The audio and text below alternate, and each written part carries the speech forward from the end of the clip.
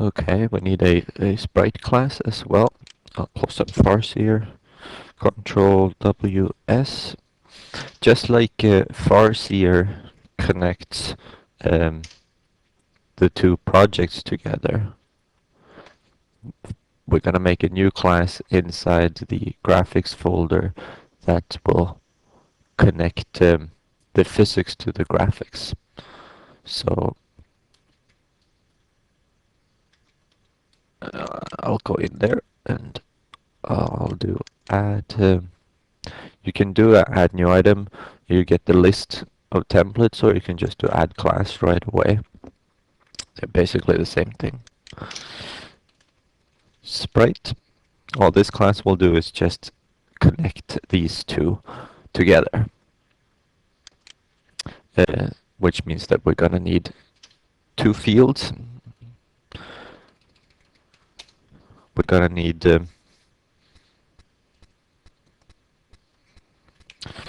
an animation and let's call that graphics image so that we know that it's coming from the graphics half of what this is linking.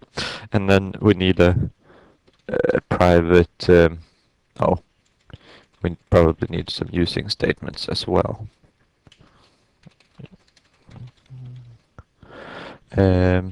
XNA framework,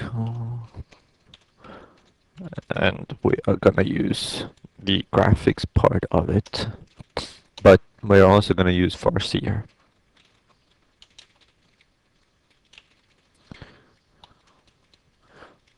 And inside Farseer Physics, there is also a nested namespace called Dynamics, and that's the one that we need to link them. So now that we go down here, we should be able to find a rigid body. We can call it physics body. Okay. Now what we will do is that we will pass the position from physics to the image during each update loop. But when we set things up, we're going to take a look at the image and pass in some information to the physics to set everything up.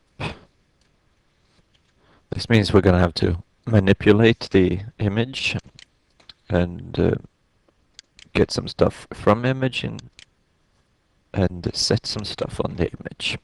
So besides from just the position, we're going to have to modify the rotation based on what Farseer is telling us, but we also need to tell Farseer what the size is. So we're going to need a few more properties.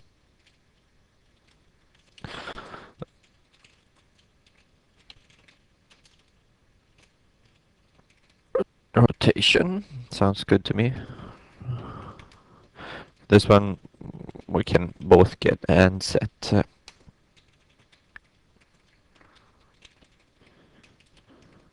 Oops.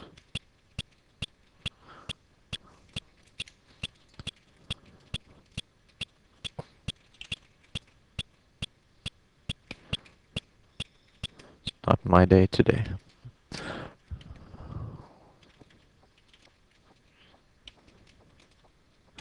Okay. And can do the same thing for size. That one uses a vector, so we can just copy this one.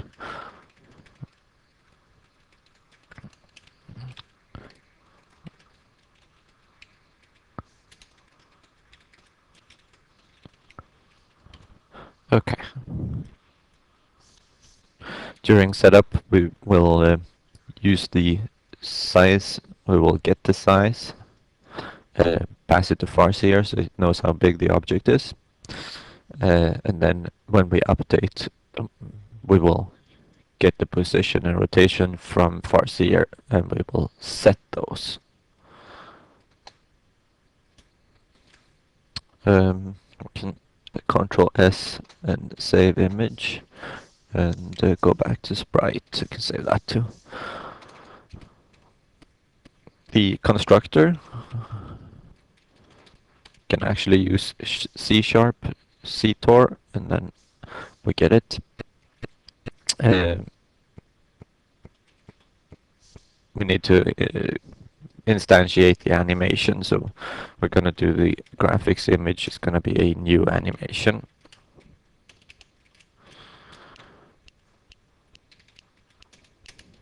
We also have the initialize one.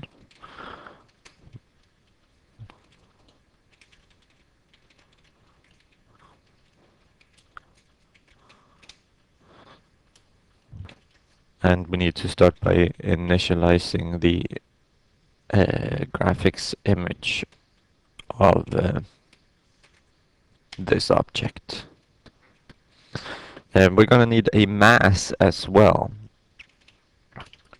So we're gonna do a float mass. Later on we might read this from a file, but right now let's set it to 100 kilos. You can use any unit of measurement you want, but I use kilos. That's what I'm used to. Or we should probably instantiate a physics body as well. Not just the animation, but a rigid body. I should do it up here, but I'm not gonna, because we're gonna need to break our routine a little bit of always instantiating them in the constructor, because we're gonna need to pass it some arguments, and those arguments have not been initialized until we have done the graphics image method for initializing the size, for example. So I have to do it down here. This physics body uh, is a new, and here is a thing that Farseer has got. I could do a rigid body. Let me scroll up a bit so you can see. I could do a rigid body, which is the same kind of class that we declared above, but there are also some other classes that we could pack up and put in the same namespace, such as this one, rectangle rigid body, which is basically the same thing, but the constructor pre-constructs some vertices so that it looks like a rectangle. There are some other as well. If I can find circle, for example, it should be up here somewhere. Circle rigid body. There are some others too, like polygons. But we'll use the rectangle rigid body because that one comes with a nice little constructor that takes the width and height and the mass. And the width is this object's graphics image size. There we have it. And it has an X, and this has a size Y as well. And mass is simply just mass that we just created above. We're gonna need to set up the position as well. Previously we've just had them on top of each other, but that's not good anymore. I'll just add a random system of placing them a bit on the screen so that they might not overlap if we're lucky. To do that, I'm going to use a class that is included in the .NET framework. In system, there is one called simply random. We'll go over this one in detail later on. Right now, we'll just call it a random generator because it generates random numbers. And we need to instantiate it as well. Can make a little air there. So the position of the graphics image will be a new vector, and we're going to pass in two arguments, x and y. So we use our random generator to get the next number that it will produce. And this one takes a minimum value and a maximum value, and it returns an integer.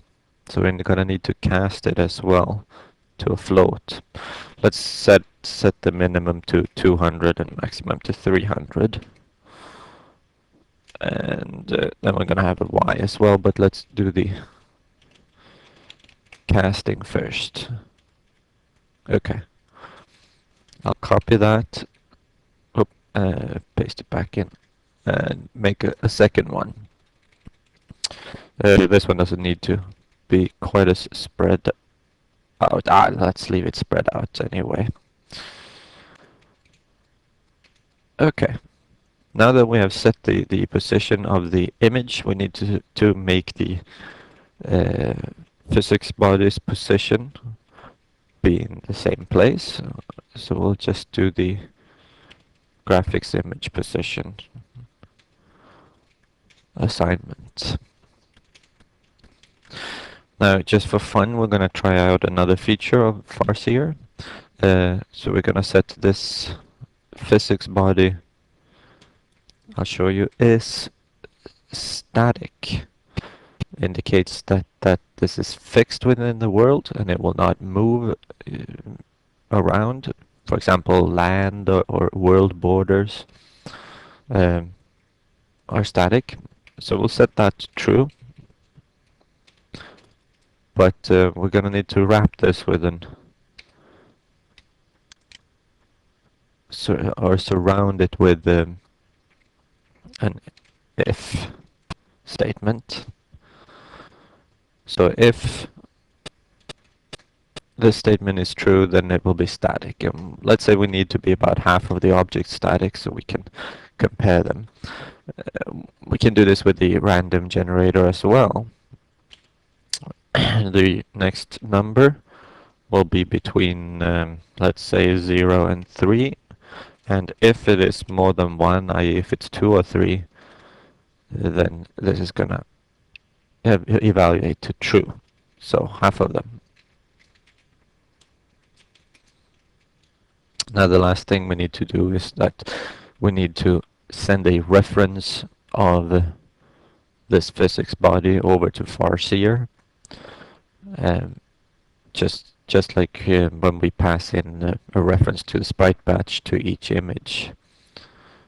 And this is where the singleton comes in, because we can access the Farseer singleton from anywhere.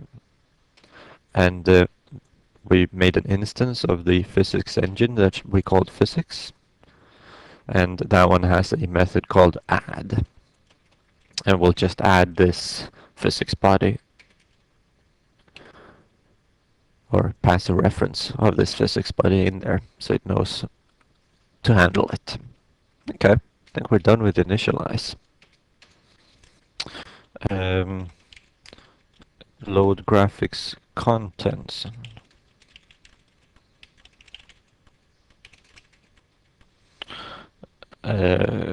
It's gonna be, we need game time too, right?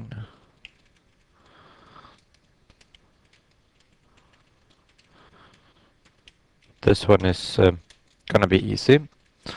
I'll scroll it up a bit. This one is just gonna pass on reference of the, oh sorry, not at all game time. It's gonna be the sprite batch. Let's call it sprite batch, same as we always do. And a texture to the, let's just call that one texture. This one is gonna just pass on those two to the graphics image, which has a load graphics content method. So we'll just pass on sprite batch and texture. Very similar to when we did the mouse cursor. The update method is going to be a little bit different. This one takes game time though.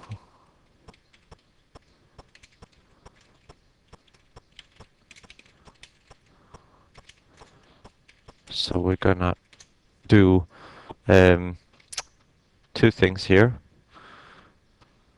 We're gonna let the graphics image of this object update itself.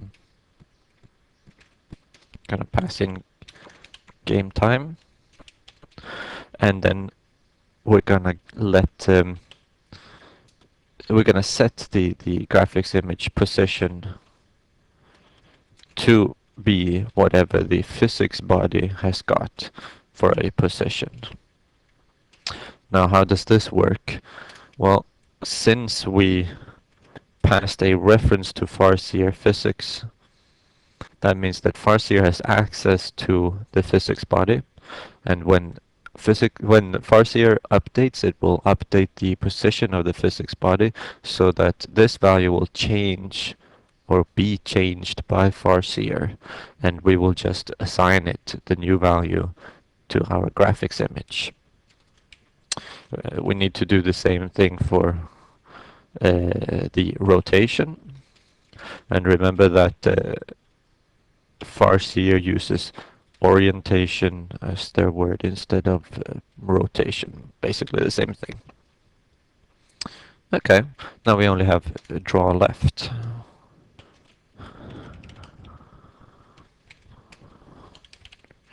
And draw takes game time as well.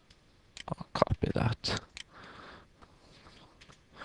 And draw will simply let the graphics image, there it is, draw itself. Pass in game time as well. Okay. Now our sprite class is done. The sprite class just connects the physics to the graphics systems. So we have, remember we had physics space and graphics space. We do this both when we update and we do this when we initialize. I'll scroll up and show you. Here we set the position of each one. The physics and the graphics are the same. And then we add it. Okay. That should be fine. But we're going to need to change a few things in the engine as well. So I'm going to have to get the engine open. Actually, we can save Sprite and hopefully we can close it down. Might have done something wrong, a typo somewhere. I usually do. We'll catch that later on. I'll go down here, Control MM, and instead of having an image here, we're gonna have a sprite here. And instead of an animation, we're gonna have a sprite there too. Let's keep box and computer for now, because we're gonna redo that system soon anyway. Pack that, collapse that, and then go down here. And we of course need to change this to be a sprite and pack up the right objects there as well.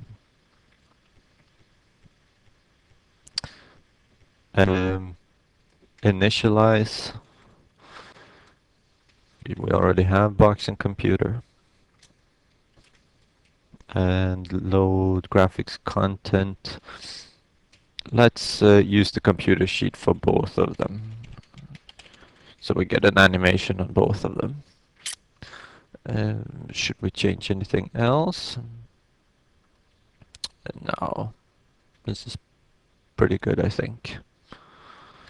Let's go down to the update. Remember that we only have the computer here and not the box, because the box used to be an image and it didn't have an update method. But now it's gonna be the sprite, both of them, so that we need the update on both. This one already has an update method because it was an animation. And we need to update farseer physics as well. Doesn't much matter where we do that. Well, a bit. We can do it before. Sorry, farseer physics update. And Jeff have chosen to not pass on the entire game time method. He just wants a float. So we'll cast.